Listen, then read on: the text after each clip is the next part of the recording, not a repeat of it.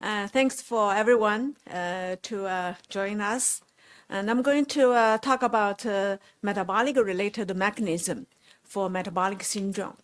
And I hope you can remember, at the end, you will remember the first three letters, SAR. So I will talk about how do we become interested to SAR and why SAR is important. So I have been working on homocystinemia, homocysteine metabolism, since I was a postdoctor fellow at Harvard Medical School, and then for all these years.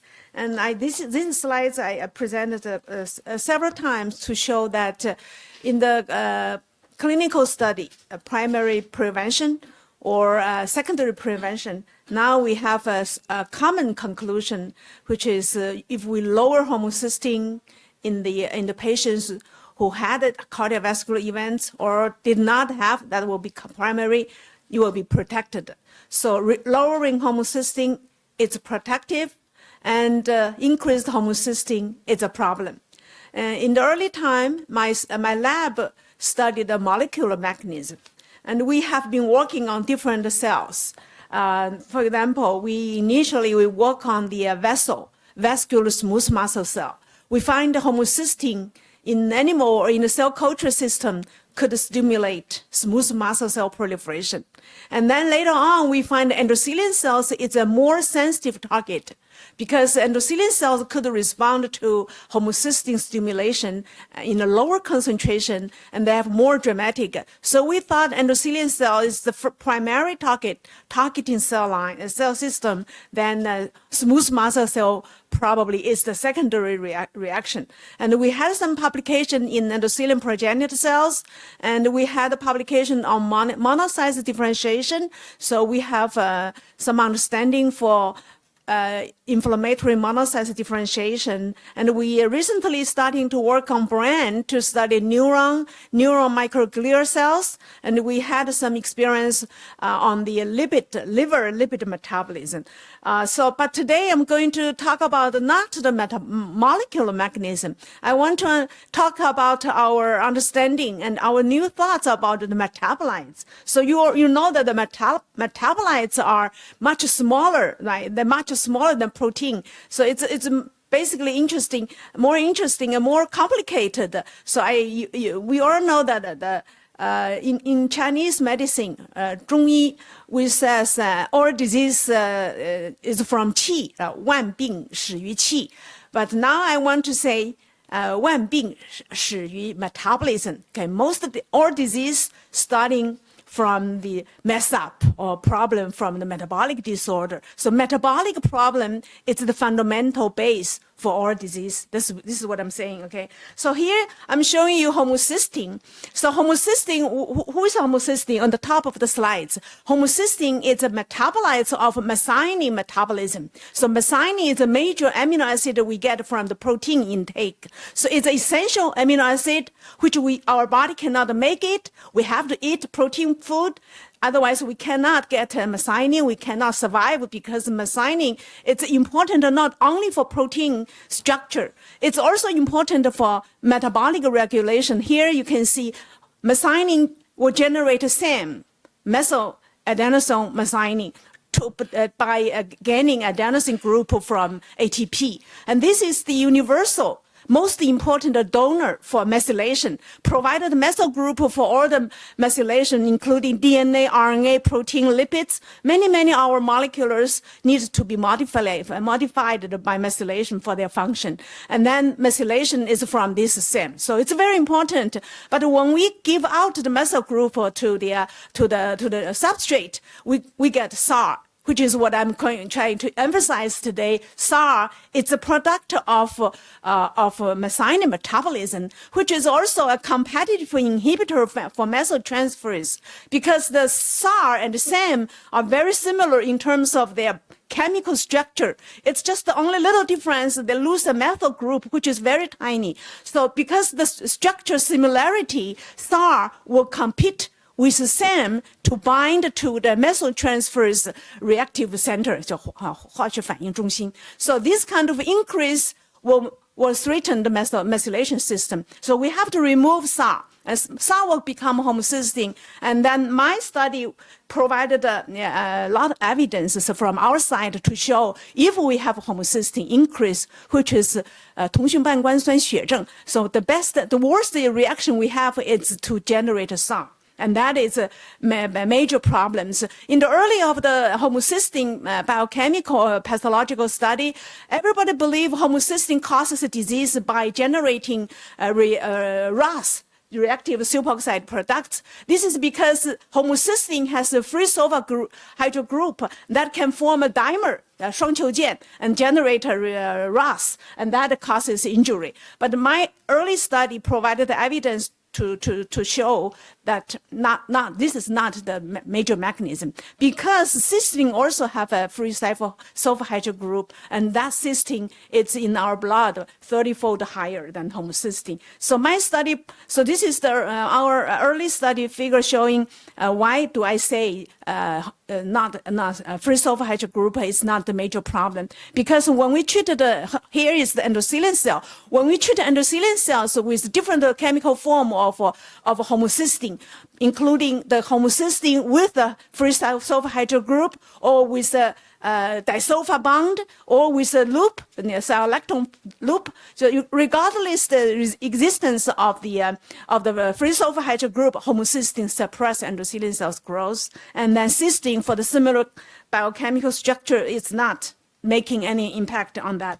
And then we see this is related with the increased concentration of SAR in the endothelial cells. So our hypothesis is that if we think homocysteine is a bad guy, right, we all agree it's a risk factor. And how it causes disease, we believe it's due to the methylation, because due to the increase of SAR, and that leading to the methylation inhibition to a selected molecule in a selected site, a selected cells that causes cardiovascular disease and other disease. So here I'm showing, this is a graph from our recent publication. So I will explain first a little graph for you, then you will see in that paper we had a 5 graph like that. And in that 8 graph, so 8 graphs, each from one publication. So for example, this one is from one of our paper published in diabetes. And in this study, we had a mouse treated with STZ to cause type 1 diabetes. So you can see in the 纵坐标 y-axis. So if we inject STZ, you see the glucose increase. But for the same STZ mice, type 1 diabetes mice, if we combine with the homocysteine model, which is a high methionine diet, so we see the increase of the homocysteine further increase the glucose levels. And also if you focus on the x-axis, axis, so the joint of the diabetes worsen homocysteine concentration. So this is the most simple case for, now we have 8 this graph from 8 different publications in our group. So for example, in the last graph, we could present 4 metabolites. So we have triglyceride concentration as the Y row, then X row is the LDL cholesterol. So we have the color to represent homocysteine level. We have for the size of the ball to represent glucose level. So it's a complicated story, but the conclusion is that we find from our series of research, if we have more than one metabolic disorders, homocysteine respond very quickly, and it worsens other metabolism. This is why my talk title is called Worsening Metabolic Crosstalk. So then I want to find out which homocysteine metabolites is responsible for this worsening. Who is causing this metabolic worsening crosstalk? So here, I show you one of our early study. In this study, we look at the 20 enzymes that is involved in homocysteine metabolism. And these 20 enzymes, we examined their expression in 20 human tissue and 19 mouse tissue. And we did the metabolic measurement for the homocysteine metabolites, including homocysteine, SAR, and SAM. And then we find, this is an example. So enzyme CBS, for example, I just mentioned we have 20 enzymes. One of these enzymes is CBS. The level of CBS expression expression is positively correlated with homocysteine. Of course, simultaneously we did other correlation. So the conclusion of this study, we did a multilinear regression analysis, and we find that if we mix all these 20 enzymes and 20 organs and form 5 metabolites, our conclusion is that homocysteine SAR is the only metabolite that correlates with tissue homocysteine. So the model is like that. When we have increased homocysteine, SAR will increase. So homocysteine will supply for the SAR. So SAR is my number one bad guy, and that SAR will have 2 positive, I call it compensatory feedback. So the body is trying to fix the problem to increase the methylation. And also I find 2 detrimental at worsening feedback talk to further inhibit homocysteine. So when we have increased homocysteine, our body should remove it, but our body actually through the SAR production further impaired homocysteine metabolism. So this is one of our early study. So in our later study, this is published in 2020. So we examined not only 20 enzymes. We expanded the enzyme list to 115. We looked at the many different NIH big database. So here I'm going to introduce you the results of the genes expression and metabolite correlation in 35 human disease condition. And the discovery from this study is that if we have this in the 35 disease, homocysteine metabolism, regardless of whatever disease it is, homocysteine metabolism is messed up, and then histone methylation is impaired, and the joint, the red letter in the very center is the disease, 3 major diseases, which is most significant that has homocysteine problem, histone methylation inhibition, and other disease pathological changes. So this is Hongban-Langcang, and also SLE and type 2 diabetes and vascular disease. Okay, then in our recent publication, we looked at I mentioned the metabolic crosstalk that involves glucose, lipid, and homocysteine metabolism. So here we collected a bigger list for 119 homocysteine metabolic enzyme, 95 enzymes for glucose metabolism, and 110 enzymes for lipid metabolism. So for these 324 enzymes, we also looked at their tissue expression, and we correlated their tissue expression with the homocysteine metabolites levels in this tissue. So our model is going to be, I'm going to talk about the model very soon, but this is we identified 88 genes that are all these metabolic genes, they can be changed by homocysteine metabolites. So 88. So among these 88, 7, they respond to homocysteine. For example, from these 7, you can see 6 of them are negative correlated homocysteine. That means when homocysteine is increased, these enzymes will be suppressed. And then we have 64 genes that is responsive to SAR. So again, support my initial hypothesis, SAR is more sensitive. SAR is more important regulator for metabolic genes expression. Therefore, SAR is more important to change metabolism, and maybe for the crosstalk. So this is all 88 genes. So every gene I have these are all genes significantly correlated with homocysteine metabolites. So if you see the red Hong chuan, it's positive correlated with SAR. This is what I'm emphasizing. So we also identified from the genes expression, we developed a model for the metabolic consequence. 就是基因变了以后，代谢如何变了。So we do have a model to explain what kind of metabolic process or consequence will happen. And we identified 3 metabolites here. One is serine, one is photorin, one is G3P. They are the products of homocysteine changed molecular, and they can function in more than 2 or more than 1 metabolic system. So they can be doing the job to cause the worsening metabolites.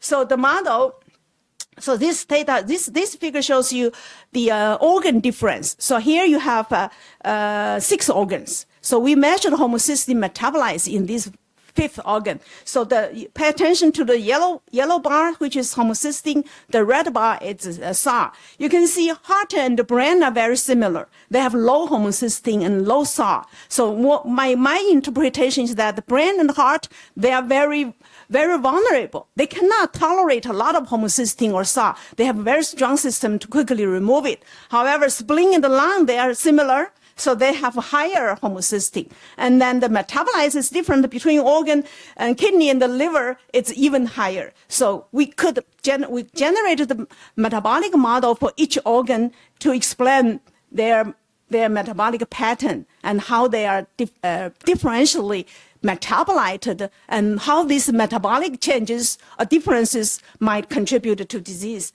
So here is the, this is the conclusion. Conclusion talk about SAR responsive for oxidative stress and homocysteine suppressive mitochondrial function change. Summarize the data from this paper and one of our early paper in the little box. So together we think we figure out we have this model to explain how homocysteine and SAR causes what kind of metabolic change, how it's connected with redox biology. And here is more. So this will be the take-home message. So we did the metabolic change, gene expression. We did the metabolic change for the levels, and with the correlation, we identified pathways. So the take-home message. So take-home message: if you get a big headache about metabolic complications, so I want you to pay attention to these three important concepts. One, it's homocysteine. It's most responsive to other metabolic changes in metabolic syndrome. So when I'm talking about metabolic syndrome, it's at least two metabolic disorders. And then secondly, it's SAR is the major metabolic sensors mediating the worsening metabolic crosstalk and the redox imbalance. And then I showed you something about organ-specific homocysteine metabolism. And the graphic explanation in the flowchart is that when we have combined metabolic disease, you can see homocysteine metabolism function as a metabolic sensor system that directly contributed to the worsening of metabolic crosstalk. Yes, thank you.